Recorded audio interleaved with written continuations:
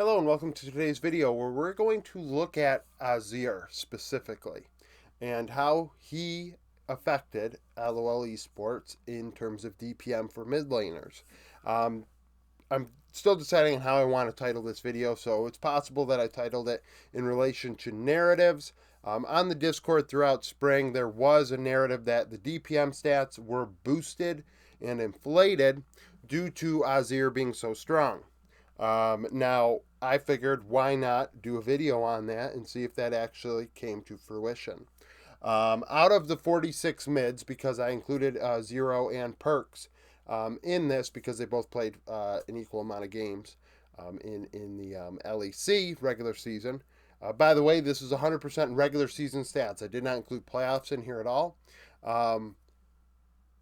So out of the 46 mids, 17 had lower DPMs as a result of playing Azir. And 25 had higher DPMs as a result of playing Azir, which would lead me to say that yes, he did boost stats. He did inflate stats. I think that is a fair claim to make now in hindsight after looking at the stats and being able to articulate it in terms of numbers. So on the board, we have simply the names of the players in mid lane, as well as two numbers alongside them. The first one being the difference. So in terms of diminished, for instance, Mask had a 76 less DPM as a result of playing Azir. Like if you take away the Azir games, which are 33% of his minutes played, that's the second number, he would have 76 higher DPM than what he did have. As results in the season. And I think it's important to also note the percentage of minutes played because games played is not necessarily what we're looking at. We want to see the minutes because it's damage per minute. And not to mention, some players just simply maybe suck on Azir, right? It's entirely possible. Some other players that were really negatively impacted when they played Azir relative to their damage that they did on other champions. Yukai from Ultra Prime, Call Me from Nongshim, Cream from OMG, Bulldog, KDF, Jackie's, Giant X, and there's something to really notice there out of the top 6. Really not in the case of Cream, not an Azir player, right? We don't see Cream as an Azir player. But at the same time,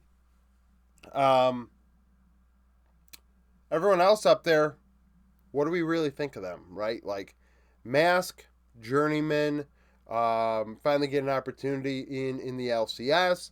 Yukai, pretty much, he's in his like second full-time split. Call Me, a rookie. Bulldog, a second-year player, but still very young. Jackie's a rookie, so the Azir is not really working for them. And frankly, those teams are not that good, right? I don't know why I put Cream in OMG's colors. Obviously, Top Esports are a good team, so I threw myself off with that one. So that's a good team. But then you got like BDD. Technically, Humanoid was next. I went out of order on accident, and then Faker. So 3 players that are solid. And not only that, Humanoid, and in the middle here, we have 4 players that didn't play. I mean, it didn't change enough. Like, it was 0% change. And in the case of Insanity and Zero, neither one played Azir at all. Insanity in 14 games, not playing Azir once. But here we have the top DPM producers in the 4 major regions, and I included it based on how many teams there were in each region. In the case of LEC, because I only had 9 teams to really utilize, I only had 2 here. But regardless, we see that, Cream goes up. Actually, Cream and Knight both leapfrog Shanks, which we'll get into, when you take the Azir games away. Other players there, that got hurt. Vikla, Dove, Chovy, Vethio, 2 very, very good mid laners domestically.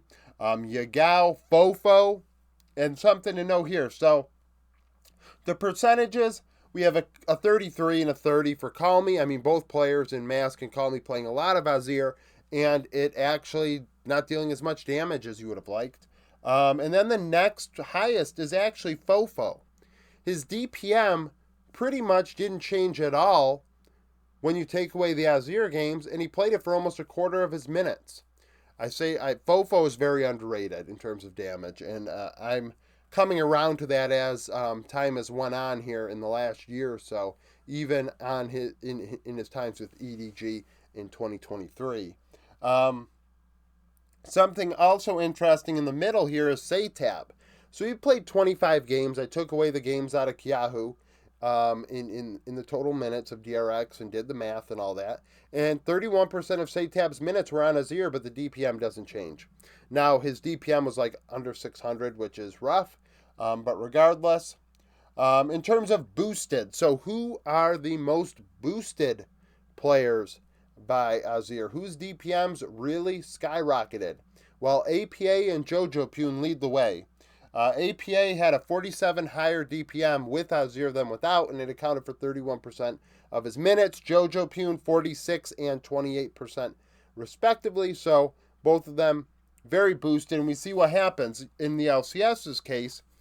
When you take away Azir, Mask actually jumps up to first and Quid becomes second because Quid only played one Azir game as well. He's boosted he's boosted by 22 DPM out of that one game.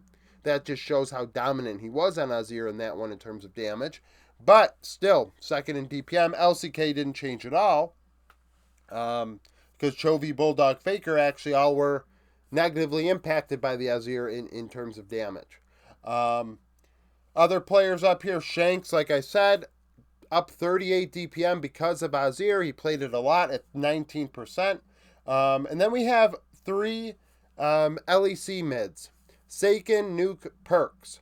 All above 30 DPM higher due to Azir. Seiken, 23%. Perks, 31% of his minutes in winter were on Azir. A couple LPL guys in Cryan and Fisher. Rookie also on here, Care. All boosted around 20 to 30 DPM on Azir, but it doesn't make a difference for in the case of Rookie. He still is first in DPM. So the Azir did help him, but it was not the reason why he was first in DPM. What else do we have here? Like I said, Fisher played a lot of Azir, 32% of his minutes. What else do we have here? Care played 27% of his minutes on Azir. Jensen, 27 minutes. Karis might have the highest on the board at 37% of his minutes were on Azir for OK Brion, and it resulted in a 17 higher DPM. Jensen had a 17 higher DPM. Some notables here as we get down towards the middle, because even here you got Yagao and Fofo towards the bottom, Angel, Vethio, Chovy. As it kind of gets to the middle here, it's like, okay, they play Azir at a standard level just like everybody else, in terms of their champion pool. And as we get lower, Scout, Showmaker, Zeka, all 14, 15, 17 higher DPM, but also in the teens in percentage. So not a huge part of their champion pool, all under 1/5. Zhaohu only had 9% of his minutes on Azir. Caps, 6%. I think he only had one of his 18 games on Azir. And then Knight. So Knight is, we'll talk about Niski actually first. So Niski played one game on Azir, 5% of his minutes.